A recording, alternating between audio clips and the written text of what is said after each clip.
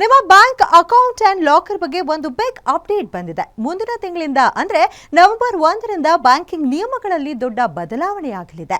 ಇದುವರೆಗೂ ನಮ್ಮ ಬ್ಯಾಂಕ್ ಅಕೌಂಟ್ಗೆ ಒಂದೇ ಒಂದು ನಾಮಿನಿ ಹೆಸರನ್ನ ಹಾಕಲು ಮಾತ್ರ ಅವಕಾಶ ಇತ್ತು ಅಲ್ವಾ? ಆದರೆ ಆ ಹಳೆ ಕಾಲದ ನಿಯಮ ಇನ್ಮೇಲೆ ಇರೋದಿಲ್ಲ.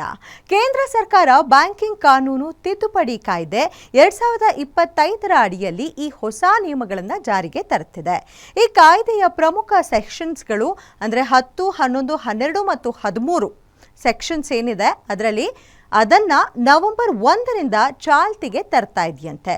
ಇದರ ಅತಿ ದೊಡ್ಡ ಮತ್ತು ವೆರಿ ಇಂಪಾರ್ಟೆಂಟ್ ಬದಲಾವಣೆ ಅಂದರೆ ಇನ್ನು ಮುಂದೆ ನೀವು ನಿಮ್ಮ ಒಂದು ಬ್ಯಾಂಕ್ ಖಾತೆಗೆ ಒಬ್ಬರ ಬದಲು ಬರೋಬ್ಬರಿ 4 ಜನರನ್ನ ನಾಮಿನಿ ಮಾಡಬಹುದು. ಅಷ್ಟೇ ಅಲ್ಲ, ಬ್ಯಾಂಕ್ ಲಾಕರ್ಗಳ ವಿಷಯಗಳಲ್ಲಿ ಒಂದು ಸಣ್ಣ ಟ್ವಿಸ್ಟ್ ಇದೆ. ಲಾಕರ್ಗಳಿಗೂ ನೀವು ಹಲವರನ್ನ ನಾಮಿನಿ ಮಾಡಬಹುದು, ಆದರೆ ಅದು ಸತತ ನಾಮನಿರ್ದೇಶನ ಅಂದರೆ ಸಕ್ಸೆಸಿವ್ ನಾಮಿನೇಷನ್ ಆಗಿರಬೇಕು.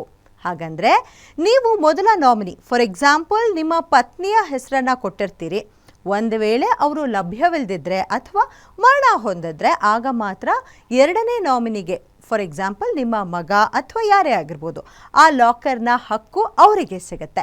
ಇದರಿಂದ ಕ್ಲೈಮ್ ಪ್ರಕ್ರಿಯೆ ಏನಿದೆ ಅದು ಟ್ರಾನ್ಸ್ಪರೆಂಟ್ ಆಗಿ ನಡೆಯುತ್ತೆ.